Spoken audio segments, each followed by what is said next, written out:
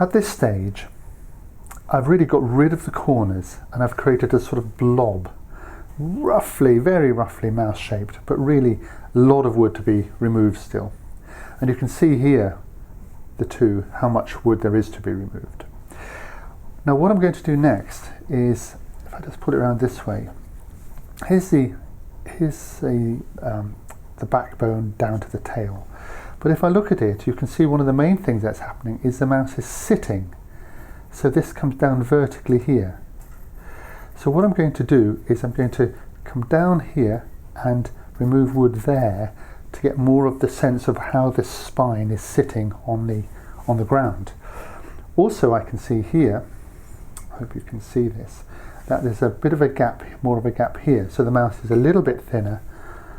So from the hips, which are about here, I can go in like this. So I'm going to work on that first, and of course on both sides. Starting up here, and I'm getting a little bit more of that neck. So it's coming down over the back. And there's a rather tight little curve here as the mouse is looking up. And then it's going to come round over there and down here. So all this wood here is going to come away.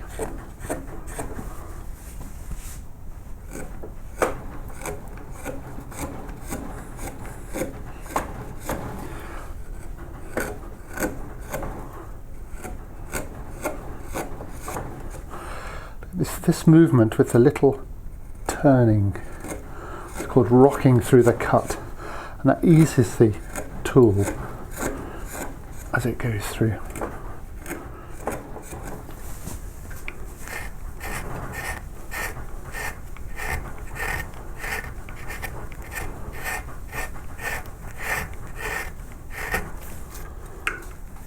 So it comes, the spine comes down here, over the back, pretty vertical, somewhere about here.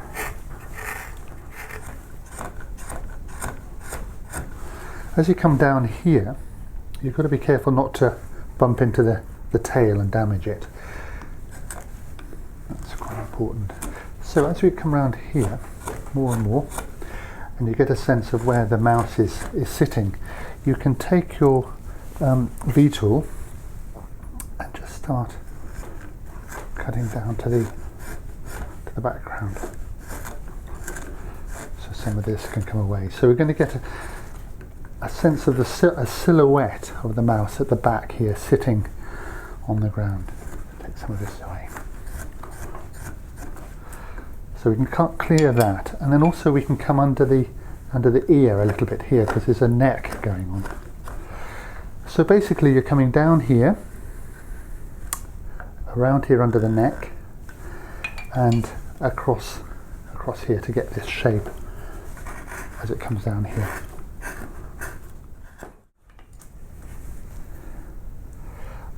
So with this deep gouge, I'm going to come under the ears, which we'll be refining later. So this is giving something of the neck under here. I'm also, as I come around here, use it at the bottom here, where the tail meets the mouse. So I'm not going to make that hard, so keep that soft.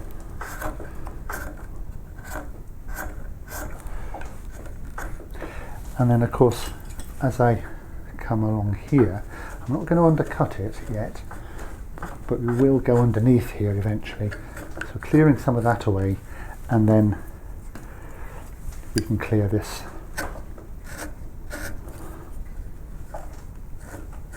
top of the wedge and around the mouse. So again, this is just finishing the wedge fairly well up to the mouse. Here we are. I've worked the other side a little bit. So here's the model, and I'm coming down here, and there's a backbone to the side, going at a bit of a curve, and there's this here little change of plane across here as it drops down and is sitting down.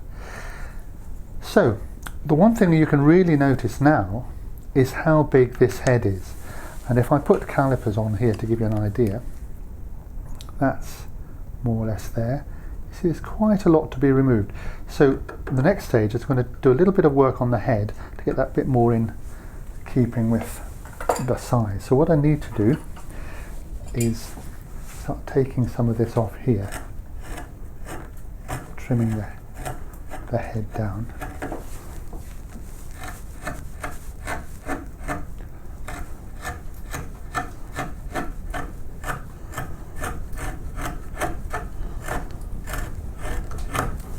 And on this side,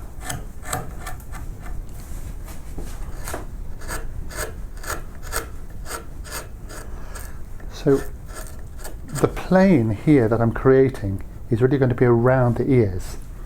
So again, it's this sort of shape here. The eyes, of course, don't really stick out like that, but I made the model like that so that I don't forget to make them a little bit protruding.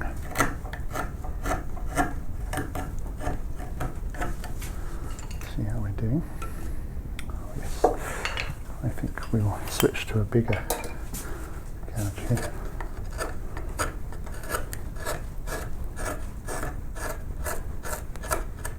Now I know that the forehead here comes in between the ears a bit more, so I want to make sure that I come down here and around what will be the back of the ears, like that. And on this side, I'll have to adjust the carving to get to that better, but I'll be coming around here a little bit, and the forehead, which is quite broad, comes down, and then it comes down into the bit of a sort of dip here where the mouse's head is cranked back and back down the spine. So that's a good start. I'm going to draw the ears in again here, and I'm going to then turn to working more on the front side of the mouse. So the ears are going to be somewhere about here, I think, and I've come along here and I'm going to come down the side of the face like this and join it up to the neck. So this is definitely beginning to look triangular.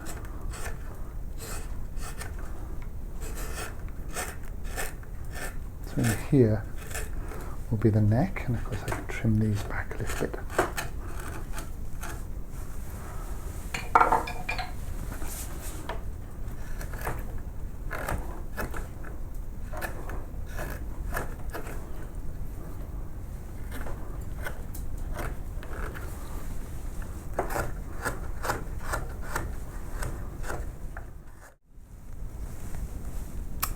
One of the differences I can see, there are lots of little differences in here and here, but is that the shoulders are a lot narrower in the mouse than I've got here.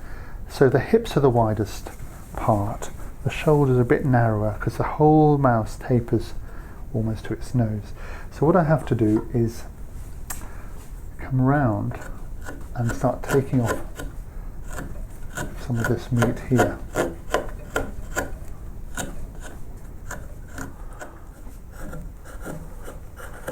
This side is joining up with that side now, and I'm going underneath what will be the paws at the front, and as I come over the top here, removing this wood, the paws and the arms are sticking out. So if we have a look at where we are now, so we've got the backbone, the back line running in, and I think it's beginning to look a bit like a mouse, and I find myself fairly soon not looking at the model. I'm not going to take the wood away between the feet yet, because the feet depend on the legs and the legs depend on the body, and I'm not quite sure where they'll sit, so I don't have to take that away yet in case I need it. And the paws are a lot smaller, but they will be against the body. I'm not going to undercut. Nothing's undercut here at the moment. So this is a good second pass over the piece. What I'm going to do now is start refining these surfaces and modelling them, and I think I'll probably start with the tail.